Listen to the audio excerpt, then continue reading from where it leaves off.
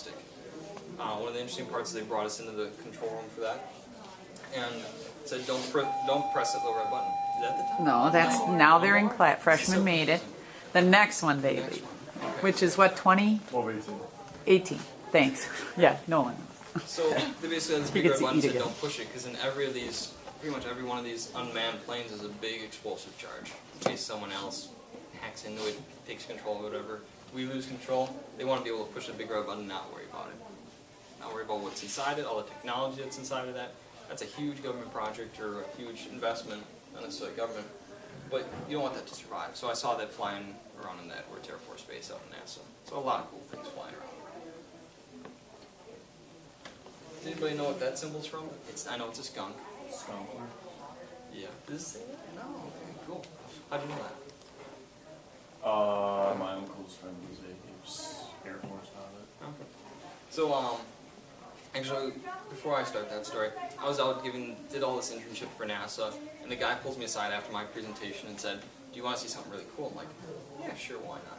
It's like, I know a guy at Lockheed Skunk Works, basically where they do all the top secret stuff, all the facility, and said, you know, you could probably work for them. I got a job offer based on a presentation somewhere else, because I worked my butt off for something else, and they saw that I was working hard. And basically, I got an interview working for Skunk Works, building prototype planes for the next generation, stuff you won't see for 30 or 40 years. Wickedly cool. So, anyway, going back to the story, pilot was flying this type of plane. He was pushing it, Mach 1, Mach 1.5, 1.8. All of a sudden he's in midair. Oh crap. Looking around. The plane had disintegrated around him. It was engineered to rip apart from the cockpit so that he survived. This more than that, like $1 million plane, multi-million-dollar plane, just disintegrated around him because it was better to have his life. So it was engineered to fail that way. It's kind of weird. A smaller example is laundry baskets. They're engineered to fail after like a couple of years. They actually want you to buy a new one. So it's kind of interesting. So this plane, much more expensive version of the laundry basket, they can fly. Anyway, so things are designed to fail. I mean, that's part of an engineer's job. We want to make it strong, but we only want to make it so strong. We only want it to last so long. So that either you want to buy a new one or it doesn't kill them. That's pretty much it. So I cruised through a lot of stuff. Do you have any questions about college, about what I did at NASA, research? Well, stuff that I can tell you.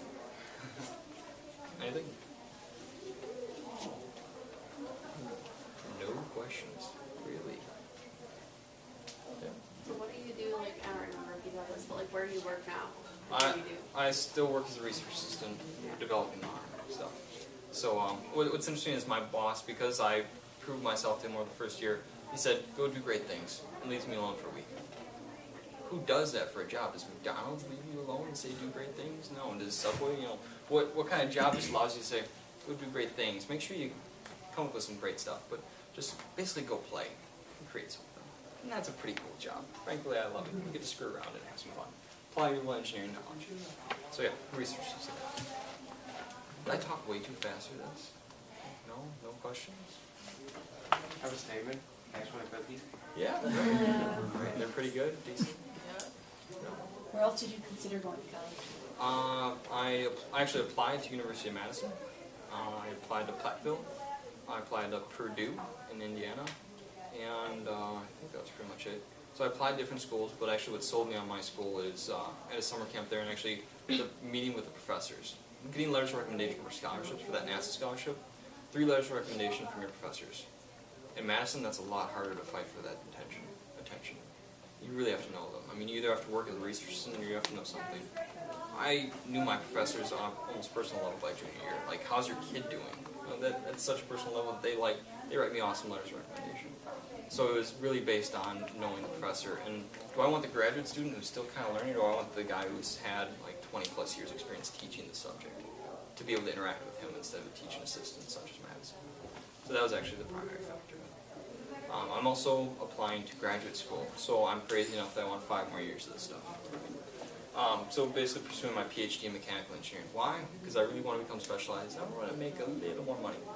So what I applied for is basically mechanical engineering PhD, and that is at different schools, at like California Institute of Technology, Berkeley, Ohio State, University of Delaware. There's 2 more, Purdue also. So I applied to schools because originally I wasn't really comfortable leaving Wisconsin. Like I sat in the back, I was very quiet. I wasn't too comfortable moving out of home. Taking that NASA job was fantastic. Pushed me way out of my comfort zone. With like driving across country, you know, living in a place that I never met the guy before, but it's like, you know, it's a rented apartment. I have to live there. And now I'm pursuing a lot of opportunities I never did. So I guess that's another part of this is pursue your dreams. Any more?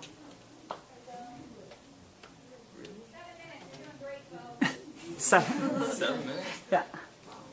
Okay. No other questions? Projects? What I did, what I consider for school? Why'd you sign your life away? Did you have to? Like for that? For the job? Sure. Yeah, well, as far as not talking about it, yeah. A lot of industry and a lot of even government, you'll get these contracts that are like, this is our new top secret thing. You can't tell anybody, otherwise we'll lose a ton of money. So you cannot tell anybody for the next like 5 years of what you did. At all. So in 5 years you're going to talk about it and come back and talk about it? Come back and talk? Will you still be here? No. I could probably talk about it after a certain amount of time. But I mean also, this is like Coke developing a new Coke. They don't want that secret leaving. They don't even have it patented. And they want to lock that away and make sure whoever worked on it never talks about it again. And make sure that if they do, they go to jail. So, and I'd like to stay out of jail. Yeah.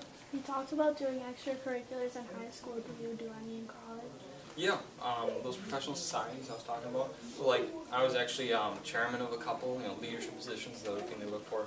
So Society of Automotive Engineers. For engineers, it's what are you involved in that relates to engineering, but also community service is also a big thing. As you know, do you work with Circle K, do you work with Kiwanis, do you, what is it called here? National Honor Society or something like that? Polaris. Polaris, thank you. So I mean, being involved in stuff like that. And also, I didn't get much into sports, but I still work out. In middle school, I used to be super chubby, like, yeah, pretty big. But like, basically took soccer here, did track, and athletics are another great thing to really take advantage of in college. So, and you can also get scholarships based on athletics. You know, a couple people